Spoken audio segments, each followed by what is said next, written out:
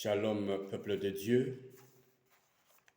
Nous, pasteur Élie Diema de l'Assemblée de délivrance et de révélation, vous saluons dans le très précieux nom de notre Seigneur Jésus-Christ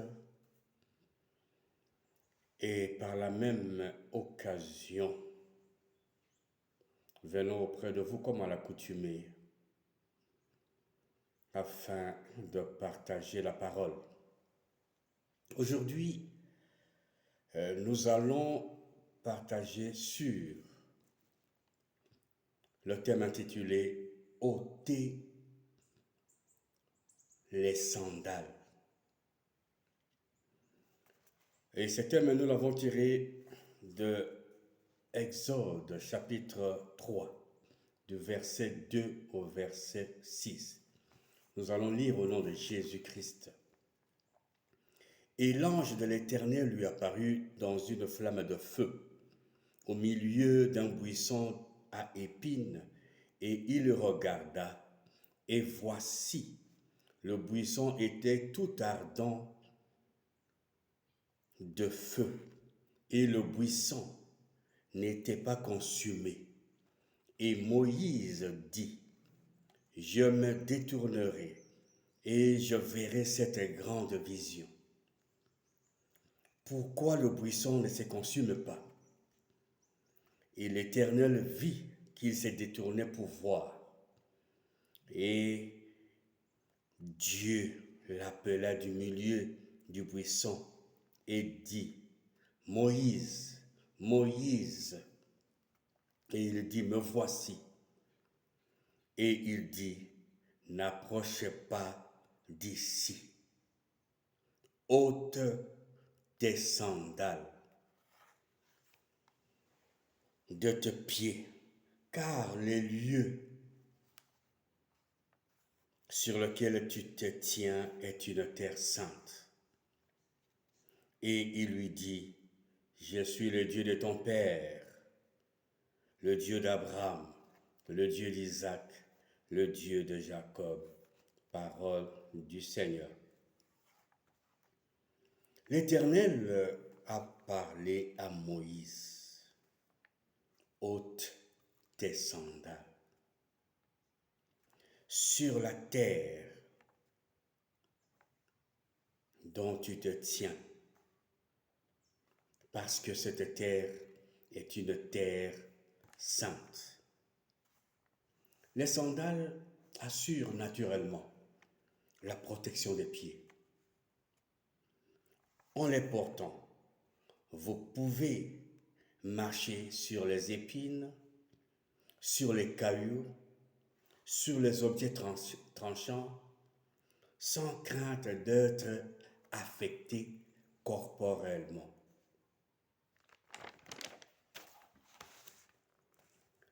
Nous voulons attirer votre attention, vous enfants de Dieu, qui êtes aujourd'hui, ou qui recevez aujourd'hui cette exhortation sur le dialogue qu'avait eu lieu entre Moïse et l'Éternel Dieu. Dieu dit, vous voulez s'adresser à l'Éternel. Lorsque vous voulez vous adresser à l'Éternel, lorsque vous voulez dialoguer avec l'Éternel, lorsque vous voulez parler à l'Éternel, il y a toujours un préalable. Le préalable, c'est ôter les sandales. En d'autres termes, l'accès au tabernacle requiert la sanctification. Pourtant, beaucoup de personnes accèdent au tabernacle pour rencontrer l'Éternel en portant des sandales qui les fait croire ou penser à une certaine protection. Pourtant, devant l'Éternel, on ne peut encore se protéger. C'est lui-même qui est le protecteur. Bien-aimé dans le Seigneur, l'Éternel dit à Moïse d'enlever, d'ôter ses sandales.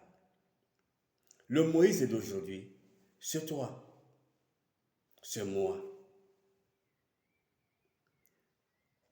C'est à nous que l'Éternel s'adresse ce jour. Si nous voulons aller à l'église, si nous voulons entrer au tabernacle, nous devons ôter d'abord les sandales. Nous sommes appelés à ôter nos sandales à l'église ou bien avant d'entrer à l'église. Nous sommes obligés d'ôter nos sandales avant d'entrer dans le tabernacle, dans nos temples. Avant de monter sur la chair, il faut au préalable ôter ses sandales.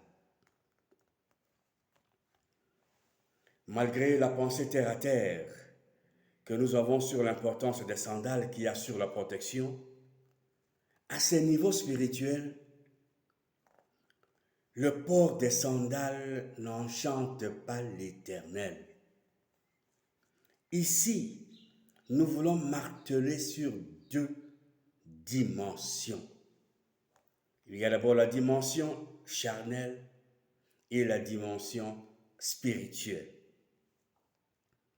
Au niveau charnel, les sandales peuvent te protéger, peuvent le protéger sur ce qui est physique ou charnel. Les sandales protègent face aux épines, comme nous avons dit, face aux serpents, les cailloux ou contre tout autre objet tranchant qui peut porter atteinte à notre santé, à notre corps. Malheureusement, les sandales n'ont aucun effet sur l'influence spirituelle issue de fétiches ou autres objets spirituels qu'on pourrait piétiner. Nous voulons dire par là que tu peux porter tes sandales et que tu piétines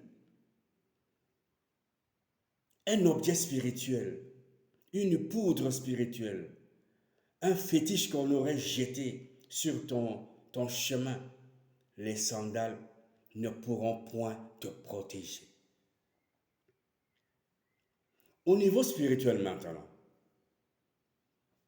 ôter ses sandales, c'est se sanctifier. C'est porter la robe blanche, indispensable pour se présenter devant l'Éternel. Au devant de l'Éternel, on se présente comme n'ayant aucune force, comme n'ayant aucune protection. C'est lui qui donne la force, c'est lui qui donne ou qui assure la protection. Nous sommes appelés à sortir de notre milieu naturel, le milieu de la coutume, avec ses pensées. Nous sommes obligés de sortir du milieu du monde avec ses idées. Nous sommes obligés de sortir du milieu politique. Car, nonobstant la protection de notre milieu naturel, par de fétiches, par ceci ou cela, au devant de notre Dieu, ces choses ne lui agréent point.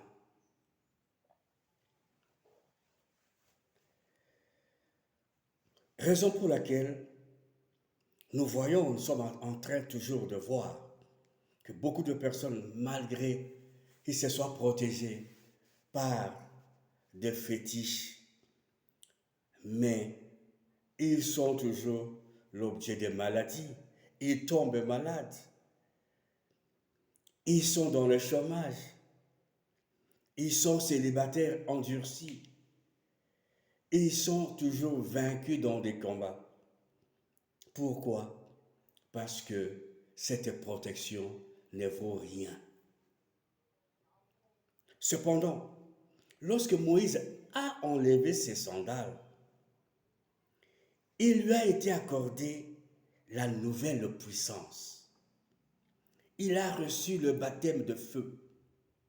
Moïse a reçu ses missions. Moïse a reçu la provision pour sa mission. Et Moïse avait reçu la vision. En ôtant ses sandales, la nature de Moïse avait changé. Il n'était plus craintif, poltron, hésitant. Ce Moïse qui hésitait à tout moment, il était devenu une nouvelle créature. Il avait reçu les armes nécessaires et indispensables au type d'adversaire et de combat qu'il devait affronter. C'est là que nous voulons attirer votre attention. Recevoir les nouvelles armes de l'Éternel vous protège mieux que les protections naturelles, que les protections coutumières, traditionnelles. Voilà le cas de Moïse. Moïse doit faire école pour toi et pour moi. Considérez le parcours de Moïse. Après le baptême de feu, il devint un personnage très élogieux. Face à Pharaon, il a pu tenir face. Il a pu tenir tête. Et quand tu es revêtu des armes spirituelles par l'Éternel, tu pourras piétiner les serpents, les scorpions et toutes les puissances de ténèbres. Et la parole de Dieu dit, rien ne pourra vous nuire. Bien-aimés dans le Seigneur, nous allons lire quelques versets bibliques qui nous révèlent, qui nous donnent l'importance des pieds propres, sans sandales. Lisons Genèse chapitre 18, verset 45. Il est écrit, « Qu'on prenne, je te prie, un peu d'eau, et vous laverez vos pieds, et vous vous reposerez sous l'arbre, et je prendrai un morceau de pain, et vous reconforterez votre corps, après quoi vous passerez outre. C'est pour cela que vous avez passé près de votre serviteur, parole du Seigneur. » Depuis Moïse, cette tradition est restée juive. Laver les pieds n'est autre qu'ôter ses sandales. C'est supposer que les pieds des personnes étrangères à votre maison traînent de la saleté. Et pour cela, il faut offrir aux visiteurs de l'eau pour laver les pieds. C'est dire autrement qu'il faut se purifier avant d'accéder à la maison. C'est alors qu'il faut entrer dans la maison d'une autre personne et dire,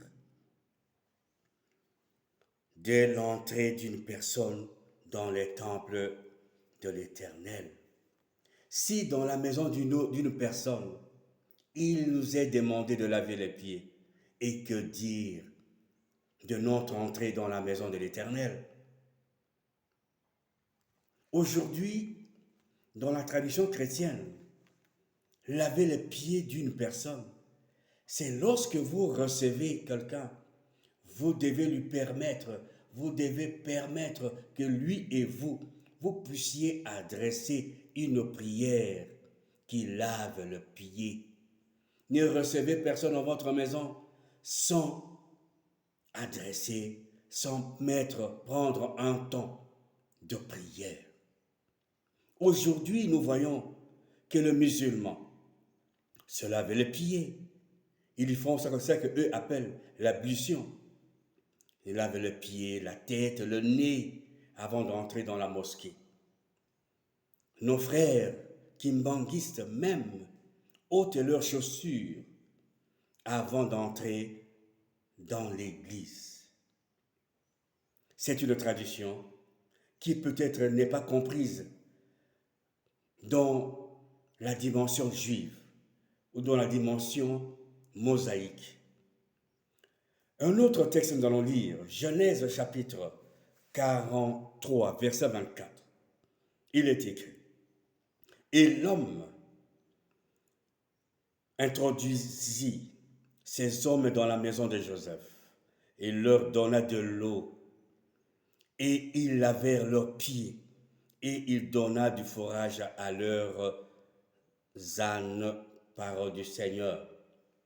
Ici, c'est l'histoire de l'entrée de frères de Joseph dans la maison de Joseph en Égypte.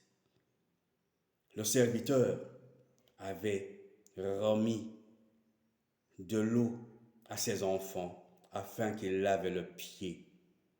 C'est l'utilité de la purification des pieds. Elle est importante. Un autre texte, nous allons lire Exode chapitre 40, verset 31.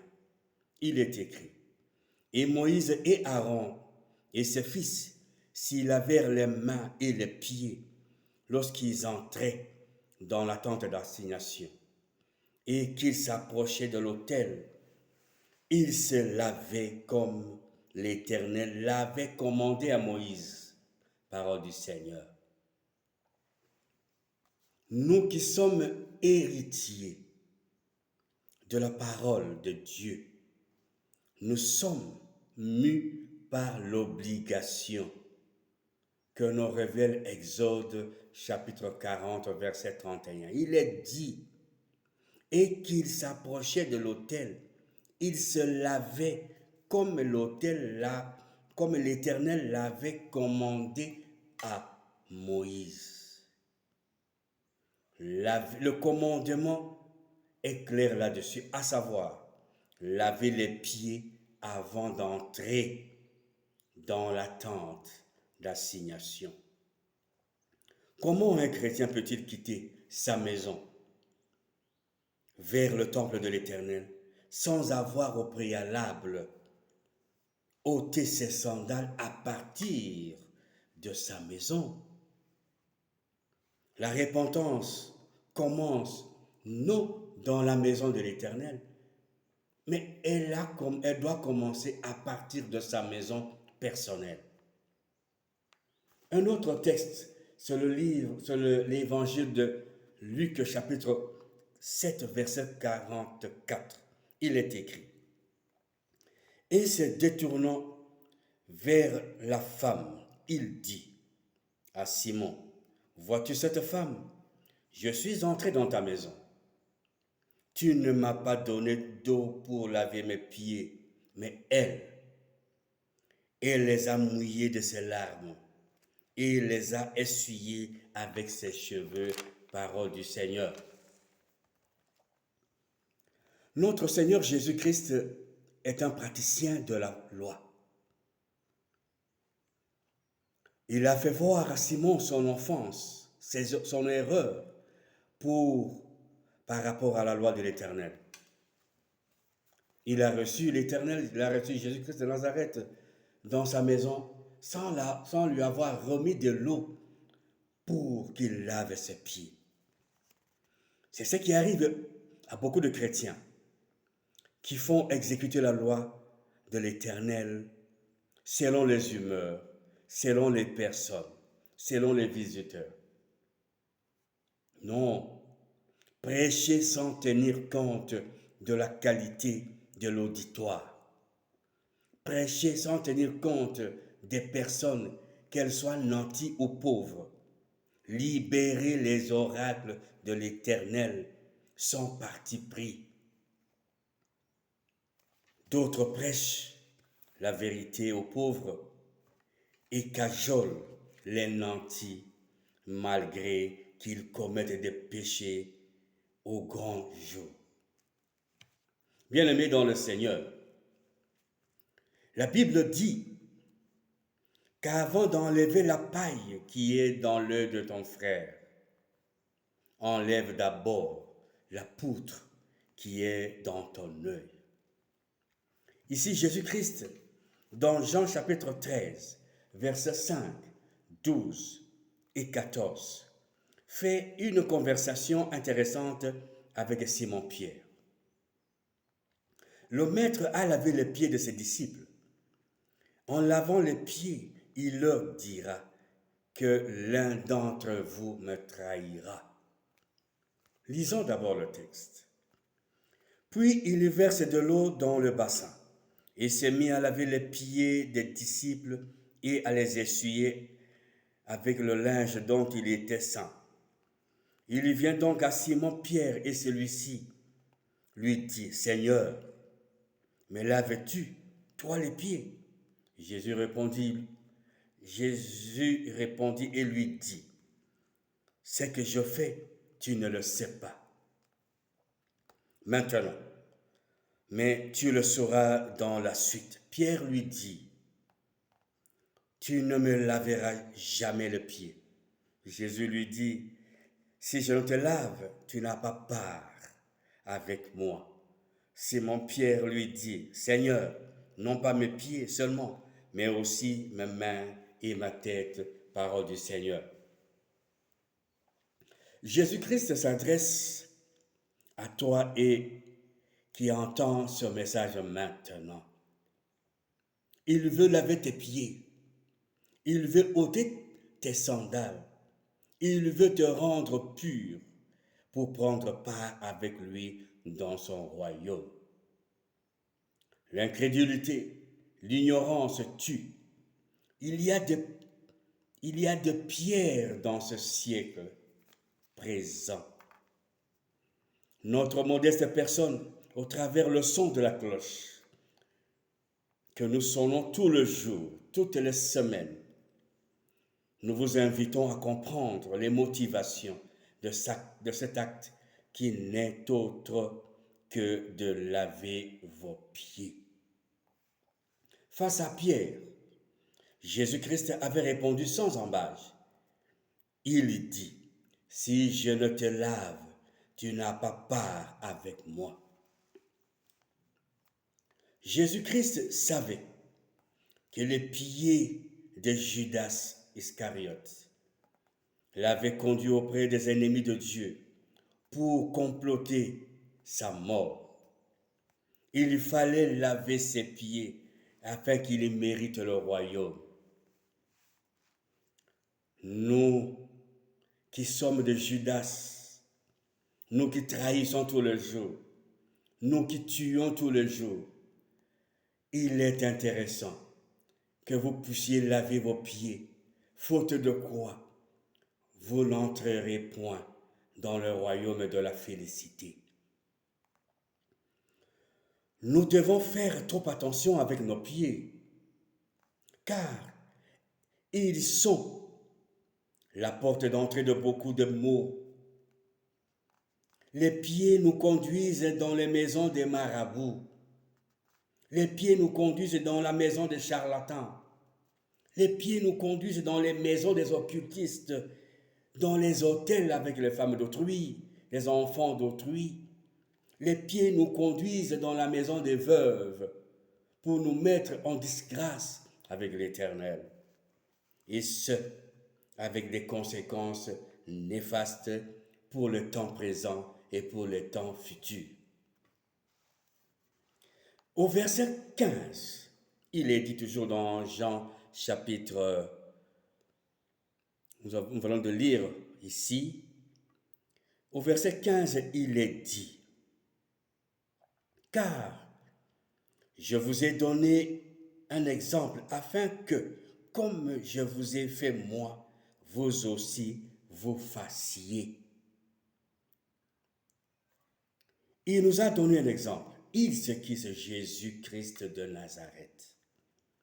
À nous d'emboîter le pas, en ôtant aussi à nos semblables les sandales, en lavant les pieds de nos enfants, de nos frères dans la communauté, de nos amis.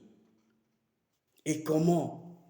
En enseignant la purification, en enseignant à nos frères la crainte de la parole de Dieu afin que tous nous puissions vivre la vie sainte et éternelle.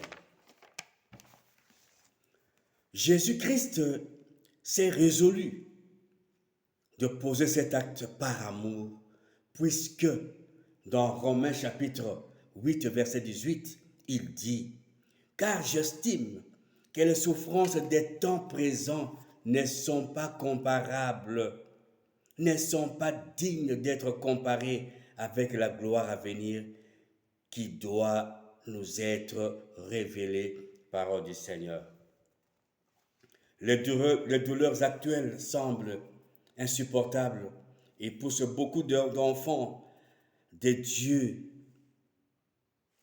à s'écarter de la vérité.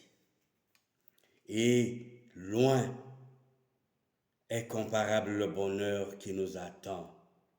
Oui, aujourd'hui, nous pouvons passer un temps de douleur, de souffrance, mais la souffrance d'ici-bas n'est pas comparable au bonheur qui nous attend.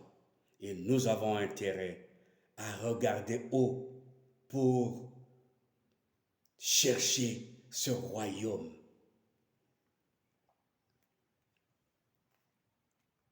Toyikampiko,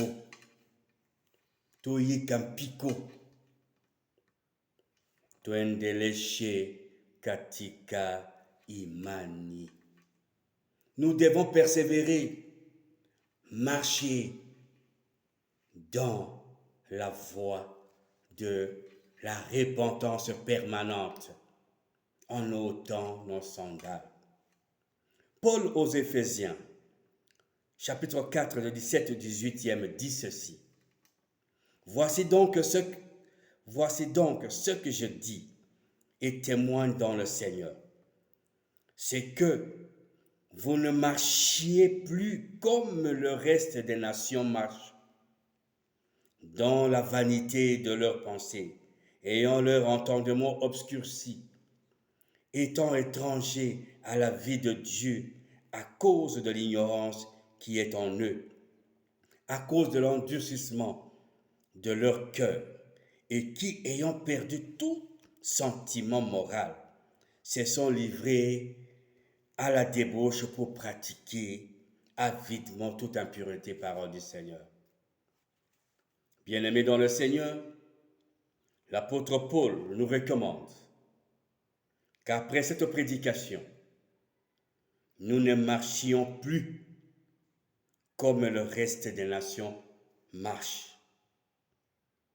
Tel est aussi notre vœu pour vous, enfants de Dieu, qui entendez maintenant ce message. Maranatha, pasteur Élie Djema, ouvrier de la 11e heure. Pour tout contact éventuel, plus 243 89 18 78 834, ou vous pouvez nous joindre dans notre chaîne YouTube pour laquelle nous vous invitons à vous abonner massivement.